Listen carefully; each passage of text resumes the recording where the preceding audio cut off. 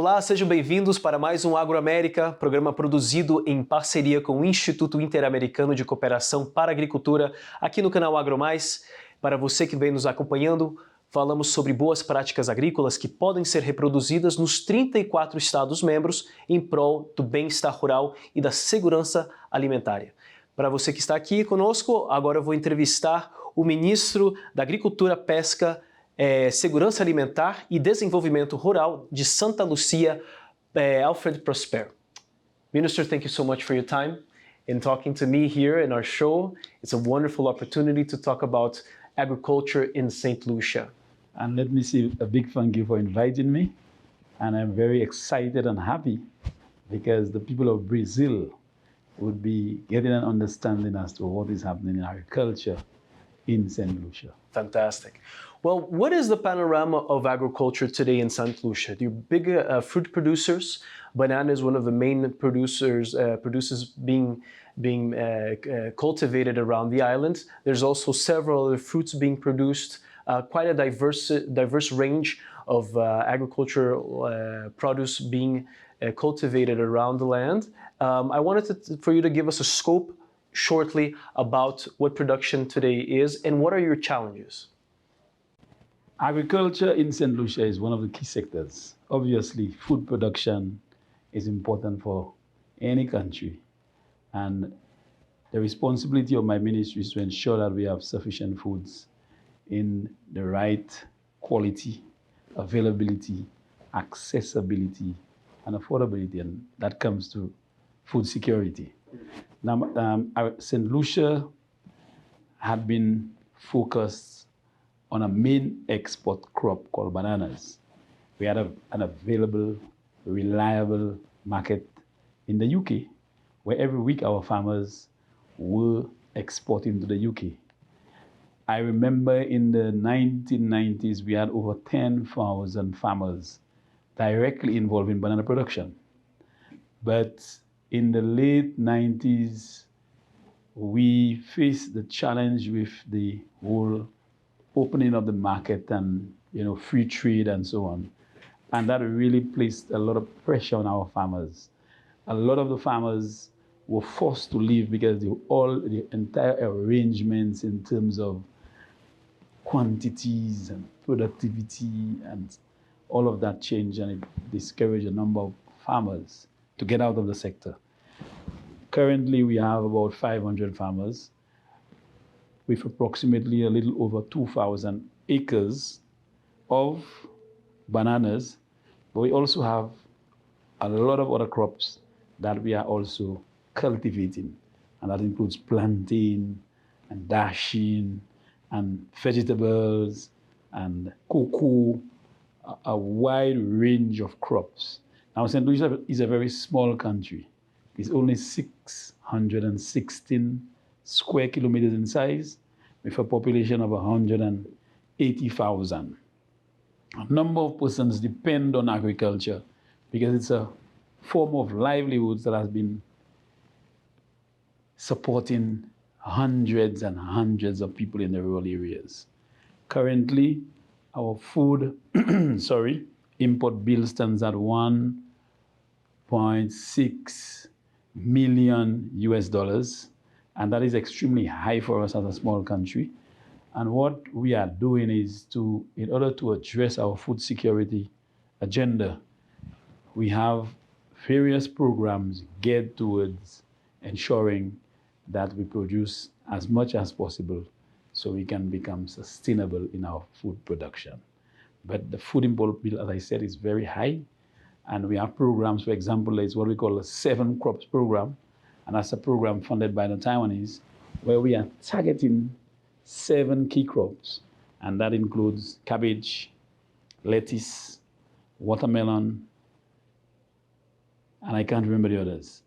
Sweet pepper, cantaloupe, etc. So we are targeting those crops because we are observing that those crops are being imported at a high quantity. And we are of the view, we believe that we can grow those crops sufficiently locally so that our import bill will not be as high. So that program is geared towards assisting farmers with irrigation systems, low cost of fertilizer, low cost of seeds and seedlings in an effort to really boost local production and to reduce our food imports. Is there an expectation as to how much that food bill, importation bill, will reduce with this program? We are hoping that it can reduce to zero. And we know it's going to be difficult, but we have a target of the 25 by 25 because CARICOM has established a target for reducing the food import bill by 25% in 2025. So we are just 2 years away from doing that. But every country in the Caribbean is also working towards their own localized target. And so far, we are not where we are supposed to be in St. Lucia in terms of achieving that target, but we are getting there slowly but surely. Fantastic, fantastic. What is your animal protein situation like in St. Lucia? Is that also part of the food import bill? We have a very good livestock sector. As a matter of fact, in the next few weeks, we will be commissioning what we call our new agricultural station. That station was once situated in one part of the island, but it was not meeting the objectives that it was supposed to. So we decided to get a new site and we put in the necessary infrastructure, and we are now in a state of readiness to commission. What we are going to do there is we're going to be introducing a national artificial insemination program. We are going to ensure that we produce enough livestock to encourage our livestock farmers to come in, purchase, grow, and come back to sell to the various private importers, etc., plus in addition to the consumers. We are hoping that this livestock facility will really boost the livestock sector. But we must never forget that livestock and crops are not all when it comes to food security. Our fishers play a very, very vital role in food and nutrition security. Because as you know, fish is considered to be very high in protein. So our fishing subsector is also very critical. And as a government, we are really, really providing that level of support that the fishers need to be able to combine crops, livestock, fisheries, agro-processing, SIGA-NOS, all in one big agenda in terms of food security. Mm-hmm, mm-hmm. Talk us a little bit about SIGA-NOS farming. Is that that's a new wave also of farming, a type of fertilizer and also a type of food for different uses in the agro industry? What is that like today? It is a rapidly growing subsector in my country. It involves more than 400 farmers coming from the rural areas. And if you multiply one farmer by 4 members in the family, you're talking over 1,000 people who directly benefit from the SIGA-NOS subsector. Now this SIGA-NOS is a particular weed that grows in the ocean. So our farmers would set up their props, wooden props, the lines, and they would tie the SIGA-NOS to a string and it would grow. This SIGA-NOS is in high demand because of its taste and quality. It's in high demand in the US, in Canada, in the UK. Currently, we have approximately 65 exporters of SIGA-NOS from St. Lucia. And just last year, the government generated an amount of $9 million EC dollars from the SIGA-NOS sector in terms of revenue. So it's an emerging sector and it's doing well. And that is why the government of my government, which is the government of St. Lucia, which I'm part of, has made available funding in its national budget to support the SIGA-NOS subsector. It's a very, very significant subsector that is generating high employment in the rural areas. As you can see my portfolio also includes rural development. So that is one way of we contributing to the rural areas of St. Lucia and to make livelihoods much easier, better for our people. One of the issues that was addressed in the meeting with the other agricultural ministers from the Caribbean states was exactly how to foment food security, but a certain type of regional independence from the importation of foreign agricultural products. This was given by the shock of the pandemic, with the cut of the exports, which pretty much was able to foment, agricultural production and affected also the tourism sector in all the countries. St. Lucia also is in a position in the Caribbean which is also susceptible to the entering of all those hurricanes during the hurricane season. It's a very concerning subject, but St. Lucia is also one of the countries that is able to produce food in different type of topographical situations. Quite advanced, quite interesting, and doing so with technology. What is the role of St. Lucia today within what was discussed as in the region, in the meeting, concerning integrating trade within the region and also finding win-win situations of trade where one country can trade to the other and can import from another within the Caribbean region? And that's a very good question, because I believe, and that's why I was very happy to be part of this meeting, because I believe that we know the solutions to the problem, like Minister Sabuta said in the meeting this morning, but we seem to be focusing more on the problem and not the solutions, because we know how to do it. I do believe that countries in the Caribbean have what we call their strengths and weaknesses. So for example, St. Lucia is very good at production of bananas. That is the only country in the Caribbean, aside Jamaica, that is still into production of bananas. St. Lucia is very good at the CMOS.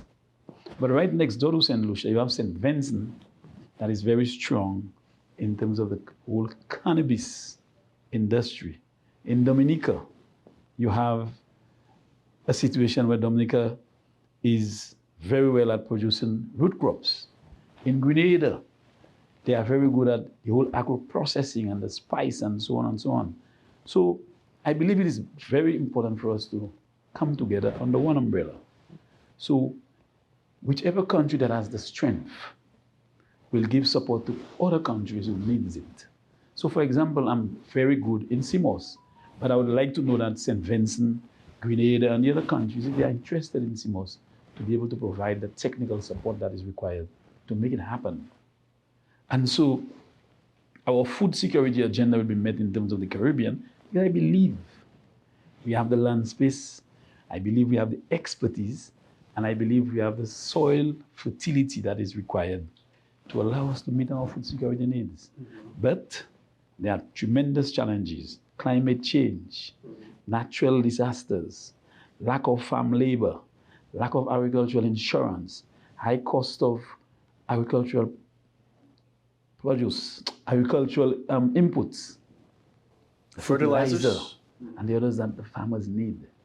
We have to, and the fact that we have an aging population of farmers, we need to bring in the young people into agriculture, but they will not be attracted to agriculture if we continue to be doing the same thing.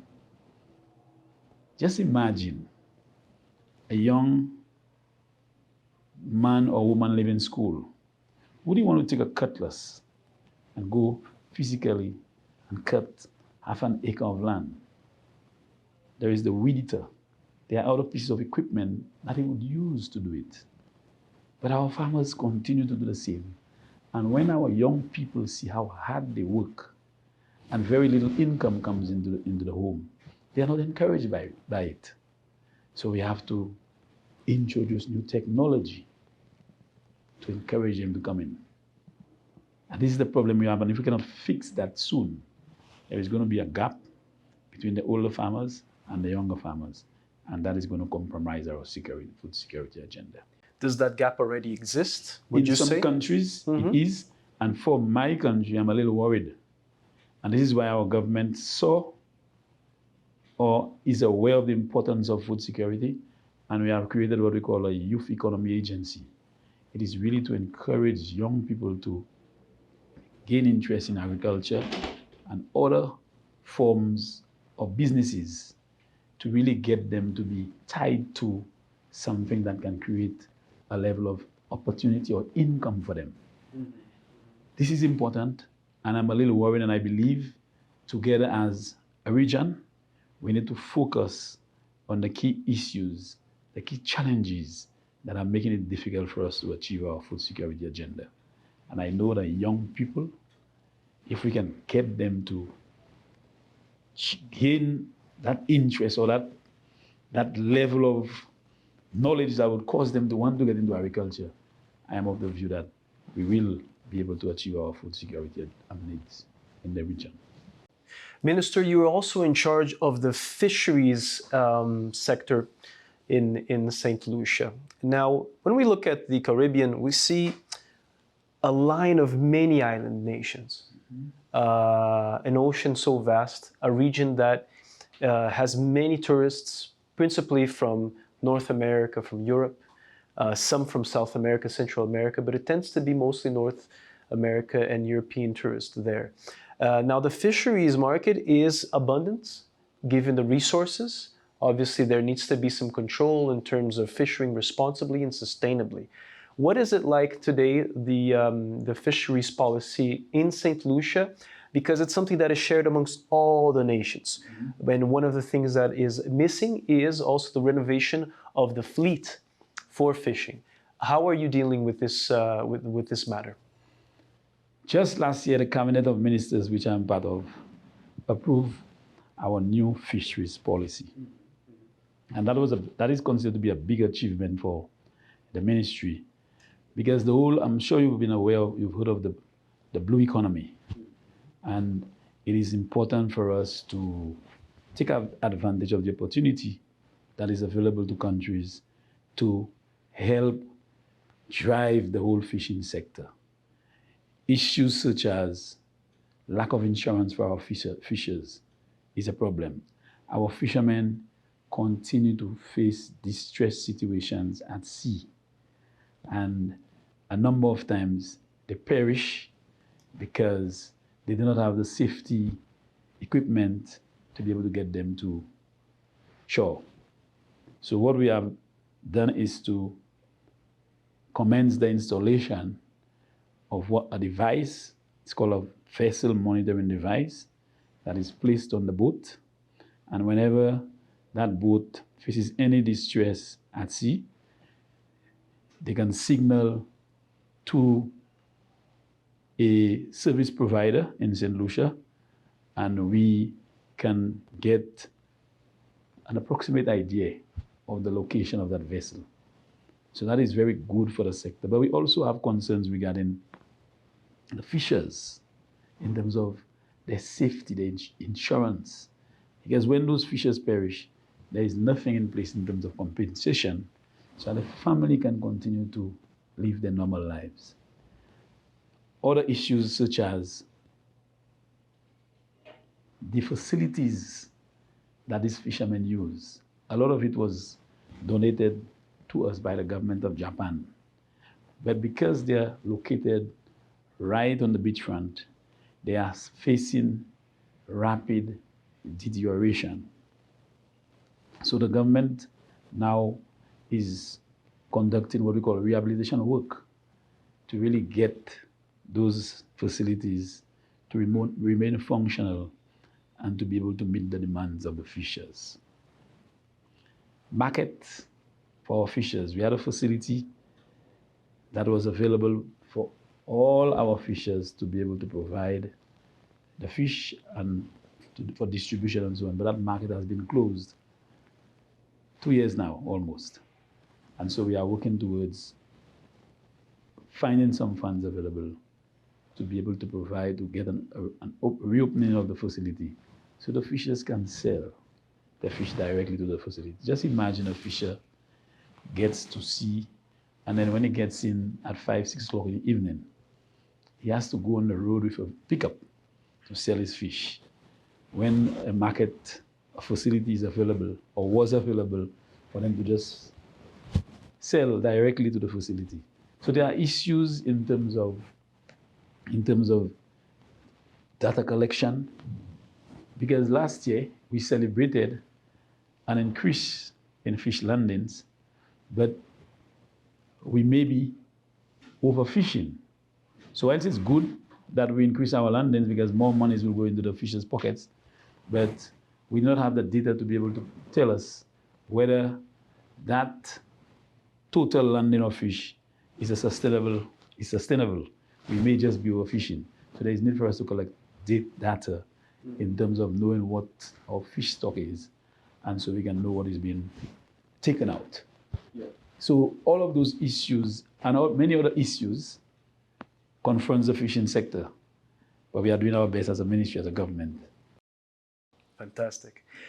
Talking about exportation, you spoke about the bananas as an example, sea moss as an example. Fish can also be a product for exportation. How do you deal with traceability in these sectors? Is it already a reality to implement traceability for the exportations of these products, as the European Union and the United States mainly are asking countries to implement in order for the final consumer to know where the product comes from, how it's planted or produced? Is that already a reality in St. Lucia? For bananas, we are what you call global GAP certified.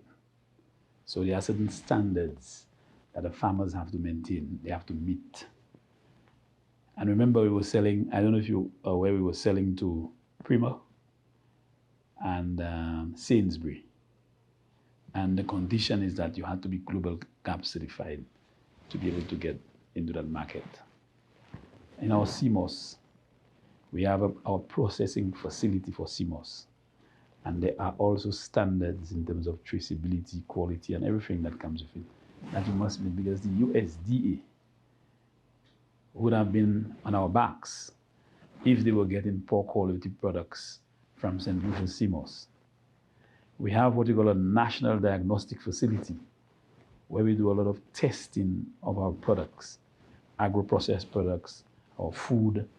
And so we are very well aware of the significance of traceability, quality, standards, etc.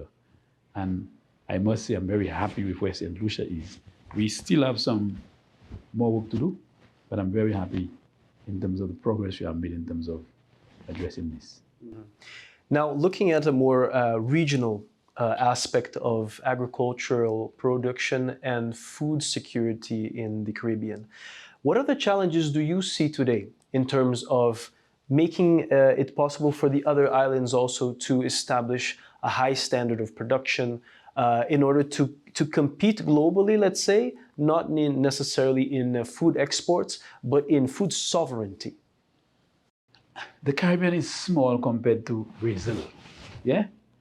Brazil, my country can probably fit into Brazil maybe 1,000 times. The Caribbean is very small, and I believe there is a lot that we can do together. The synergies must be there. We need to operate under one umbrella, because the problems in my country are not different to the problems in another country that is my neighbor.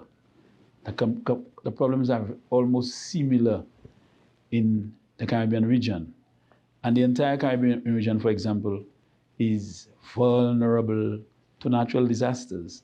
So when there is a natural disaster impacting my country, it is also impacting 3-4 other countries in the same region. So what I believe we need to do is to come together like we did this today. All the ministers, or most of the ministers, are here to sit around the table, just like we did today, and to identify the challenges and issues in each country. Because there are countries that does not produce much food. In Haiti, you know the challenges in Haiti. Mm-hmm. Guyana has the land space.